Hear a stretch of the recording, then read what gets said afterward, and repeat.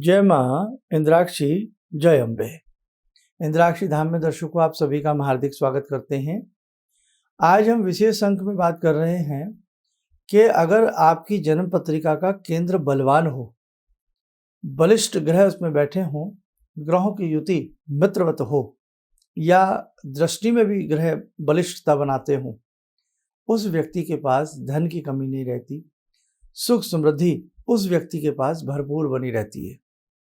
बलवान केंद्र क्या होता है, केंद्र किसको कहते हैं, आइए कुछ जरूर समझिएगा। हो सकता है आपके बच्चों की कुंडली में ऐसा हो, आपकी खुद की कुंडली में ऐसा हो, आपके जो भी कोई नियर डियर हैं उनकी कुंडली में ऐसा हो। तो यदि ऐसा योग होता है तो बहुत अच्छा होता है और बहुत अच्छा पूजन रहा। सारी जानकारी आज मैं कुछ बताऊंगा भी आपको। आइए पहले आज का पंचांग देखें। 10 अगस्त सन 2022 दिन बुधवार, श्रावण मास शुक्ल पक्ष संवत 2079, तिथि त्रयोदशी, नक्षत्र पूर्वाषाढ़ा, राहु काल 12 से 1:30, दिशा सूर्य उत्तर पूर्व दिशा। कुंडली में केंद्र किसको कहते हैं ये भी बताएंगे। 1 मिनट की अपने उन साधकों को जानकारी दे दें जो रुद्रा महाअभिषेक के पूजन में हमारे संग जुड़े। बहुत बहुत सभी का साधुवाद। और हाँ, शुरू में थोड़ी सी लाइव में आपको दिक्कत रही होगी, कुछ टेक्निकल ऐसा इशू रहा जिसकी वजह से कुछ वॉइस में या कुछ देरी में वो सब चीज़ें रही। खैर, ध्यान रखें 14 तारीख को पुनः फिर शिव जी का पूजन करेंगे, है ना, बाबा की जैसी इच्छा, और भगवान सबके ऊपर कृपा करेंगे। आपसे जैसा भी पूजन बन पड़ा है आपने बहुत अच्छे से किया है। ठीक, चलिए अब हम बात करते हैं अपने उन ज्योतिष प्रेमियों के लिए जो कुंडली की कुछ जानकारी हमेशा चाहते हैं। तो सबसे पहले जानते हैं कुंडली में केंद्र किसको कहते हैं। आइए देखें। देखिए, कुंडली का ये प्रथम भाव है जहाँ तीर का निशान, एरो का निशान। प्रथम भाव को, ये चतुर्थ भाव को, सप्तम भाव को और दसम भाव को केंद्र कहा जाता है। ये 4 भाव जन्म पत्रिका के केंद्र भाव कहलाते हैं। और वैसे कुंडली में कितने खाने होते हैं, अब एक कुंडली और देखिए। ये देखिए, इसमें जहां से 1 नंबर लिखा है, 1 के बाद 2, फिर 3, फिर 4, 5, 6, 7, 8, 9, 10, 11 और 12, ये 12 खाने कुंडली में होते हैं। लेकिन इन 12 खानों में ये मध्य के 4 भाव, प्रथम, चतुर्थ, सप्तम और दसम भाव, ये केंद्र कहलाता है। यही देखिए कुंडली को, किसी भी व्यक्ति के लगन से जो प्रथम भाव है, जहां पर तीर का निशान आप देख रहे हैं, यहां से हम व्यक्ति का स्वभाव, शरीर की कद काठी और बहुत सारी चीजें जानने का प्रयास करते हैं। चतुर्थ भाव, चौथा घर जो होता है, ये केंद्र कहलाता है। यहाँ से व्यक्ति की समृद्धि भी देखी जाती है। व्यक्ति के नौकर चाकर, भवन, वास्तु और उसके साथ साथ उसकी प्रॉपर्टी की स्थिति कैसी रहेगी, उसकी मदर के बारे में भी देखा जाता है। और ये सुख भाव भी होता है, उस व्यक्ति के जीवन में कैसा सुख रहेगा ये भी वहां से देखा जाता है। ठीक है, अब एक तीर का निशान और देखिए, फिर बाद में विदाउट कुंडली बात करेंगे। 7 नंबर, ठीक है, ये भी केंद्र है, ये भी बहुत इंपॉर्टेंट भाव होता है। फिर एक आपका ये 10 नंबर, ये भी बहुत इंपॉर्टेंट भाव होता है। अब आइए बात करते हैं। देखो, कुंडली आपने देखी, समझी। चतुर्थ भाव जहां पर तीर का निशान था, बहुत वीआईपी होता है, सुख भाव है। सुखेश की स्थिति क्या है वो भी डिपेंड करती है। लेकिन हमने स्टार्टिंग में कहा, यदि जन्म पत्रिका के ये 4 भाव बहुत अच्छे होंगे आपके बच्चों के या किसी के भी, आपके जीवन में सुख की कमी नहीं रहेगी। क्योंकि सुखेश अच्छा ही होगा अगर केंद्र बलवान, हमने बलवान की बात करी है। सप्तम भाव पत्नी का स्थान भी है, विवाह स्थान भी है, पति स्थान भी है, यात्रा स्थान भी है और बहुत सारी चीजें यहाँ से देखी जाती है। दसम भाव व्यक्ति के व्यापार को इंगित करता है, व्यक्ति की जॉब के बारे में बताता है। लेकिन हमने क्या कहा, बलवान होना। दसम भाव भी बलवान है तो आपका व्यापार बलवान है, आपकी जॉब बहुत अच्छी है, आपका प्रमोशन बहुत अच्छा है, आप अपनी जॉब से खुश हैं, तो यानी कि धन समृद्धि आपकी अच्छी हो रही है। पिता भाव भी है, ये भाव बलवान है तो आपके पिता भी बलवान है और उनका पूर्ण सहयोग जीवन भर आपको प्राप्त होता रहेगा। चौथा भाव कुंडली का मातृ भाव भी है और उधर से सुख भाव भी है। भाव बलवान होगा तो माँ का आशीर्वाद आपके ऊपर सदैव बना रहेगा, यानी कि दीर्घायु रहेंगे। प्रथम भाव आपका स्वभाव, चेहरा, आपके तन की कद काठी, मजबूती, जैसे एक भवन की नींव होती है। प्रथम भाव मजबूत बलवान है तो आपका जीवन बलवान रहेगा। तो कहने का मतलब, अगर जन्म पत्रिका के ये 4 भाव सशक्त हों, मजबूत हों, इन्हें क्या क्या कहते हैं 4 भावों को? प्रथम, चतुर्थ, सप्तम और दसम। क्या? केंद्र। जी हाँ, आपका केंद्र बलवान है तो आप माने न माने, ग्रह बलवान तो गधा बलवान। बहुत सुख, आनंद, धन, समृद्धि, धनाढ़ परिवार, सब कुछ जीवन में बहुत आराम से आपका रहेगा। और कई बार केंद्र आपका जर्जर है, केंद्र कमजोर है और उधर हाथ की भाग्य रेखा बहुत वीक है आपकी, कुछ नहीं कर पाएंगे।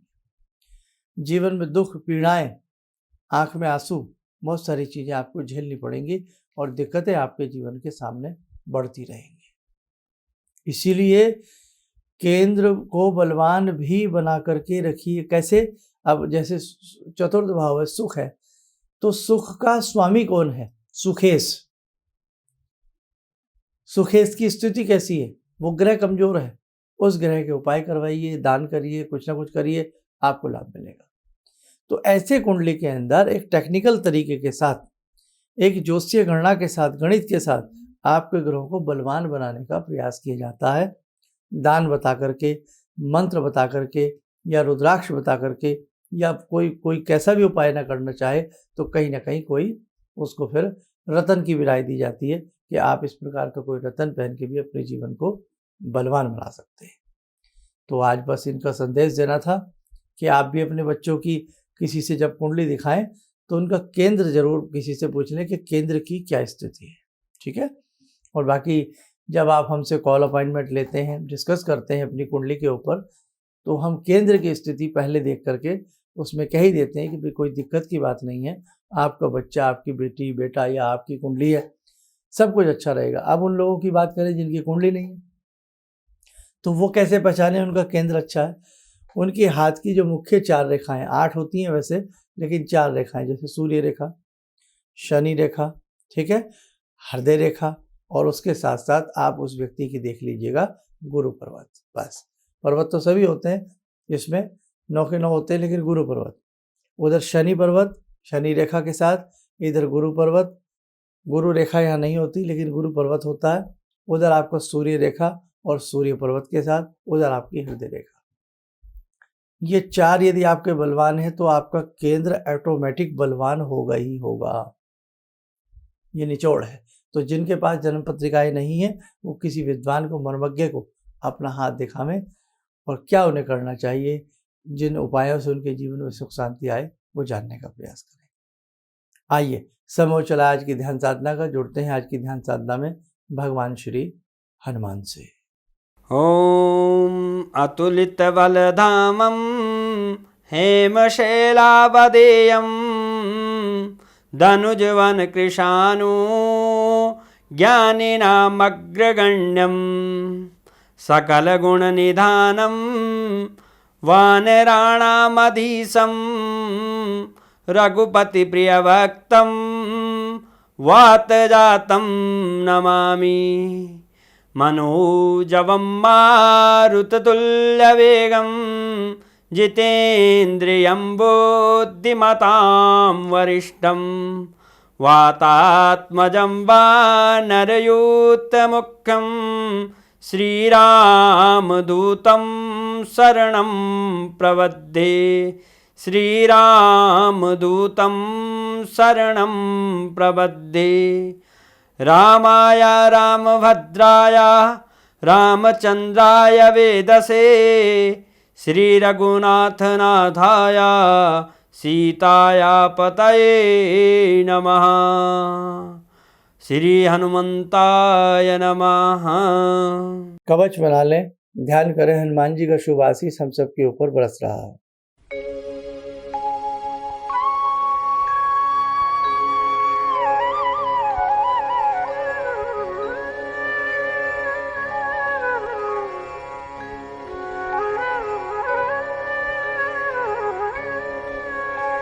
ओम बोलते हुए नेत्र खोलें, सामान्य हो जाए।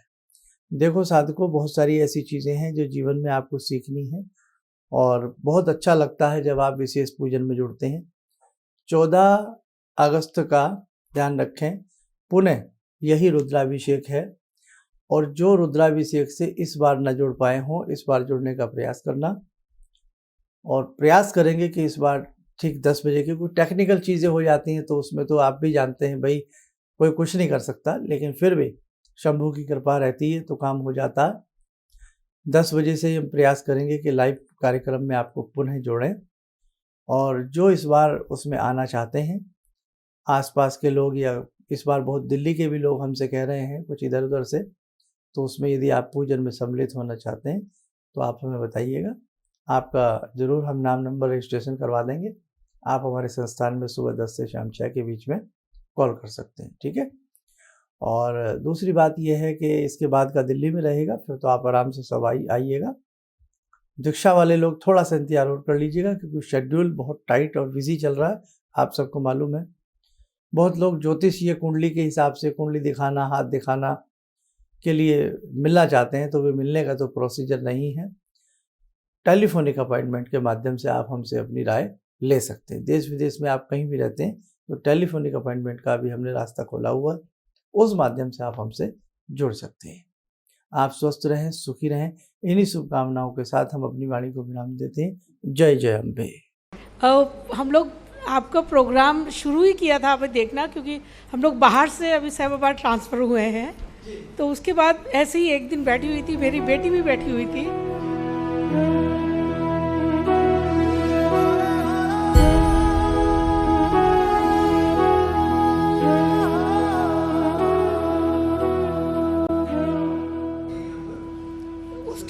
उस टाइम उसके बाद जॉब नहीं थी। थोड़ा टाइम उसने जॉब छोड़ी, मैंने एकदम से बोला उसको कि तुम ये लगाओ फ़ोन, और पहली बारी में ही उसका आपके साथ फ़ोन लग गया। पहली बार ही उसका फ़ोन लगा और आपने कहा कि उसको बहुत अच्छी नौकरी मिलेगी, और थोड़े दिन बाद ही उसको बहुत अच्छी नौकरी मिल गई और वो बहुत अच्छी नौकरी कर रही है। धन्यवाद बहुत इसके लिए। किसी भी समस्या के समाधान के लिए मिले प्रसिद्ध हस्तरेखा एवं वास्तु विशेषज्ञ प्रोफेसर धर्मेंद्र शर्मा जी से। नोट: शिविर में भाग लेने हेतु एवं व्यक्तिगत रूप से मिलने के लिए कॉल करने का समय सुबह 10 बजे से शाम 6 बजे तक। हमारे विभिन्न ज्ञानवर्धक कार्यक्रम देखने के लिए आप हमें अभी सब्सक्राइब करें, बेल आइकन को प्रेस करें ताकि आप देख सकें हमारा कार्यक्रम सबसे पहले। और अधिक जानकारी के लिए फेसबुक पेज को लाइक करना न भूलें।